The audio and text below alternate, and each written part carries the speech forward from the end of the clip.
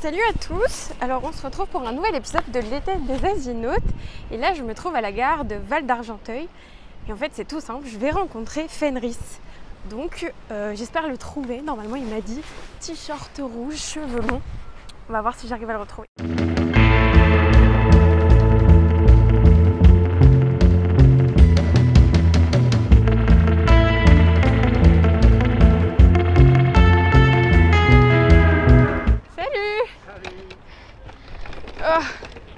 Eh ben, Louison. Ouais, Fenris. Enchanté. Ah bah oui, allez. Enchanté. On se tutoie, on te voit. On se tutoie, hein. Ce sera plus simple. Okay. Tu veux bien m'aider? Ah bah ce serait super. Ouais. Merci. Oh là là, cette tête. Il y a du vent, ok. J'ai vu que tu t'appelais Fenris Asgard. Ouais. Et alors, est-ce que c'est ton vrai prénom et ton vrai nom ou est-ce que c'est un pseudonyme? Non, c'est effectivement un pseudonyme. Ah. En fait, que j'ai depuis à peu près l'âge de 12 ans. Ah, ok. Je l'ai d'abord utilisé pour faire du jeu de rôle. Ok. Ensuite est arrivé Caramel et il fallait trouver un nom pour faire sa boîte mail. Donc ça a été mon premier nom de boîte mail.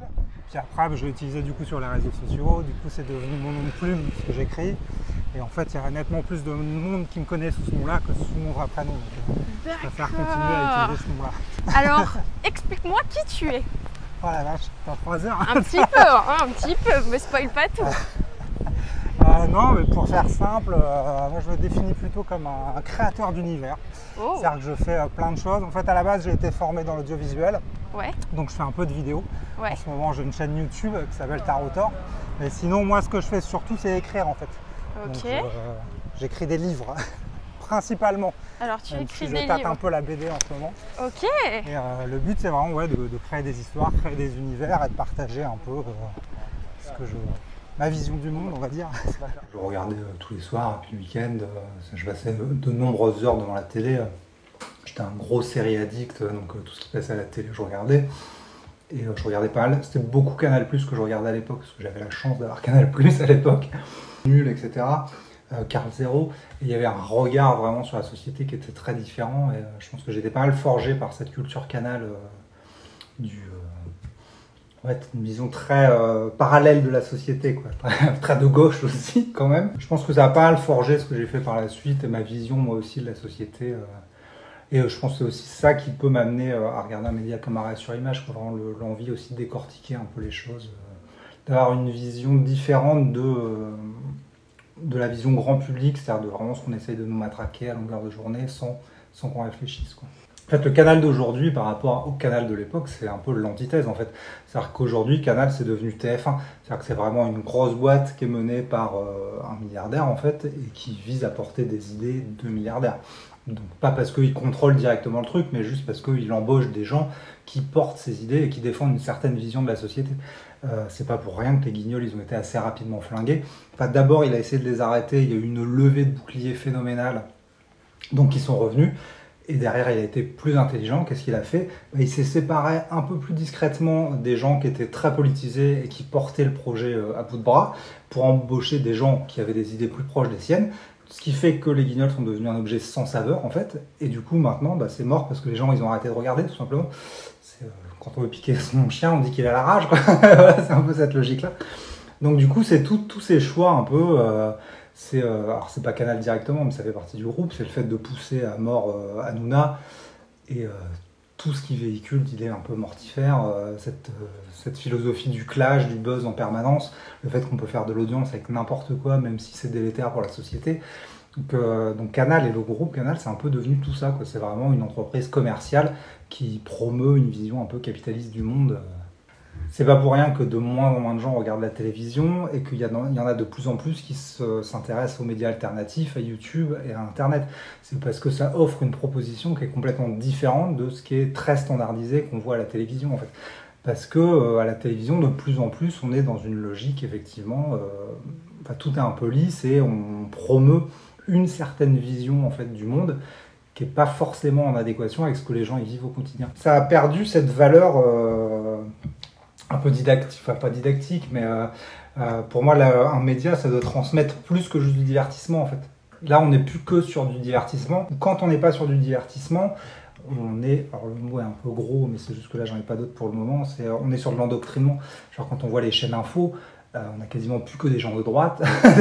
S'ils font venir quelqu'un de gauche, c'est juste pour pouvoir faire haro sur lui et démonter toutes ses idées. Enfin, il n'y a plus de pluralité d'opinion, en tout cas dans les médias de masse, et donc on est obligé d'aller chercher ça dans les médias moins populaires.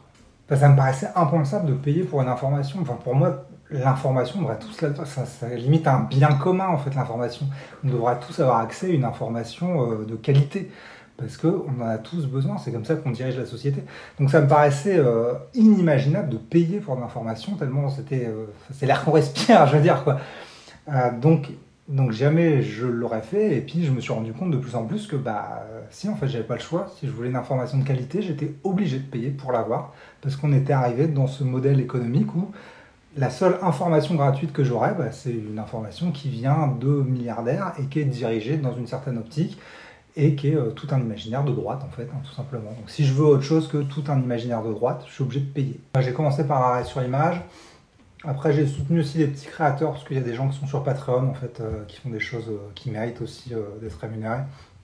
Je sais qu'il y a le Rendez-vous Tech, dont je suis un grand fan.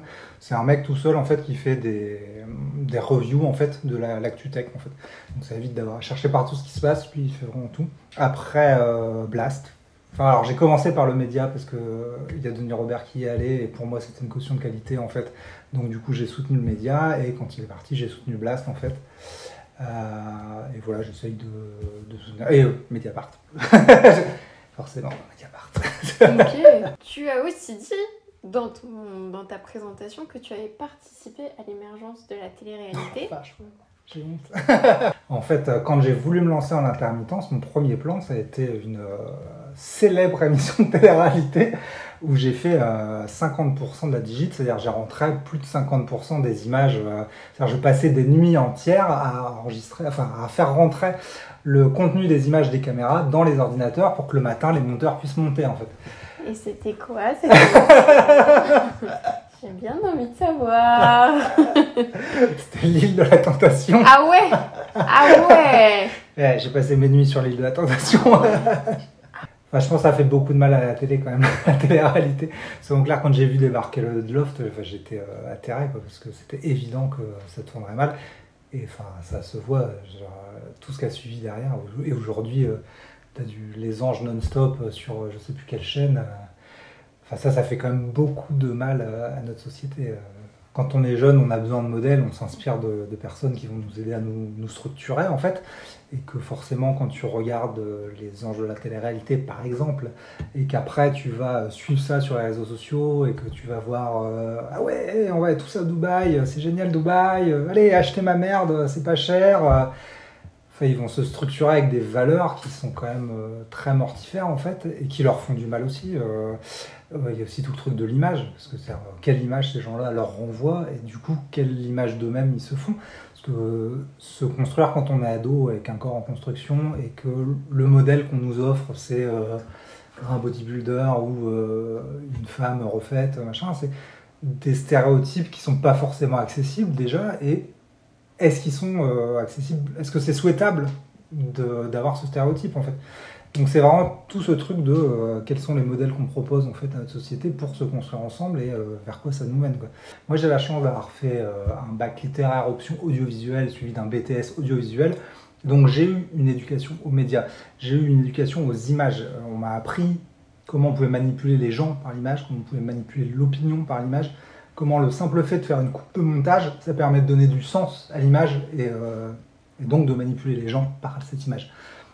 Et tout ça, ça me paraît fondamental. On est abreuvé d'images en permanence, que ce soit des pubs, des photos ou à la télé des vidéos, enfin ou sur internet des vidéos. Et si on n'a pas les codes pour les déchiffrer, forcément on les subit ces images. Et c'est pas normal qu'on subisse des images. On doit être acteur en fait de notre vie, pas subir notre vie. Donc pour moi ça me paraît fondamental, de la même façon qu'on décortique la littérature en fait à l'école, qu'on décortique la vidéo en fait, qu'on apprenne tous ces codes. Et que du coup on ne soit plus les victimes des images, mais qu'on sache comprendre ce qu'on essaye de nous dire et qu'on puisse avoir un vrai regard objectif sur les images et pas juste tout avaler crûment et subir en fait ce qu'on essaye de nous dire. Bon, merci pour ce repas. Bah de rien, le plaisir était pour moi. Ouais, vraiment c'était trop cool. même si cette dernière séquence est hyper spontanée, Ah ouais, je tiens à dire que ce repas était vraiment super. C'était trop top de te rencontrer. Vraiment. Ah merci, le plaisir a été partagé. Ouf. Arrêt sur image, c'est un média indépendant. On cherche tout le temps à se renouveler, à apprendre de nouvelles choses, à faire de nouveaux concepts, voilà tout ça. Et on fait l'été des abonnés pour avoir votre avis aussi, pour savoir ce que vous pensez du média, si vous avez des conseils, si vous avez des revendications un petit peu à avoir. Voilà. On en a gros. Ah ouais, mais voilà. Alors, je te laisse la parole. Voilà. Alors moi, j'ai surtout un usage littéraire, on va dire, de Arrêt sur image, c'est-à-dire que je lis surtout les articles. Et du coup, j'aime bien les rubriques qui sont très d'actualité, c'est-à-dire qui s'occupent des nouveaux médias. C'est-à-dire, par exemple, il y a le Clic Droit, je crois, où il est très pointu sur la tech et il apporte un regard de gauche sur la tech, et ça, c'est vraiment chouette. Ça, j'aime bien. Et j'aime bien aussi, même si je suis très contre la télé-réalité, la rubrique sur la télé-réalité. Parce que même si on sent qu'elle adore ça, puis elle le dit, elle le cache pas, quoi, il y a quand même un regard critique aussi, et donc ça, je trouve ça chouette. Et je trouve ça bien qu'un média de critique sur les médias se soit quand même emparé de ça, parce que ça reste un phénomène médiatique, donc c'est important d'en parler, même si on n'aime pas. Et alors, le regret que j'ai, moi, sur Arrêt sur image, c'est sur l'évolution des usages, en fait. Ouais. C'est qu'à l'heure actuelle, je suis incapable de regarder une vidéo sur un ordinateur. Et donc, les propositions de vidéos que vous faites ont beau être hyper attractives, c'est-à-dire qu'il y a plein de vidéos où je me dis « Ah putain, ça, faut que je regarde », où je me dis « Ah mince, ça, faut que je regarde », et ben j'arrive pas à me mettre sur l'ordinateur pour regarder. En fait, moi, les vidéos, je les regarde sur YouTube, mais sur ma télé, en fait, je les lance en fond. C'est plus du podcast, entre parenthèses. Okay. Je les lance en fond, ou alors je suis devant, mais en train de bosser sur mon ordi. Donc, je peux pas la regarder sur l'ordinateur. Donc, ce qui serait pas mal, je sais pas à quel point vous pouvez le faire, mais au moins les archives, peut-être, commencer à en mettre un peu sur YouTube, qu'on puisse regarder sur YouTube. Et je pense que ce sera aussi attractif pour faire venir des gens, en fait, tout simplement. Parce que déjà, l'offre du partage d'articles est super bien, enfin, de pouvoir voter pour les articles à partager, ça déjà, c'est génial, ça permet de partager des articles et donc d'attirer des gens. Et si vous pouvez le faire, mettre quand même les vidéos, peut-être en décalé pour pas frustrer des abonnés qui se diraient « bah moi je paye et tous les gens ils ont contenu gratuit », mais quand même peut-être le mettre au bout d'un moment, quoi.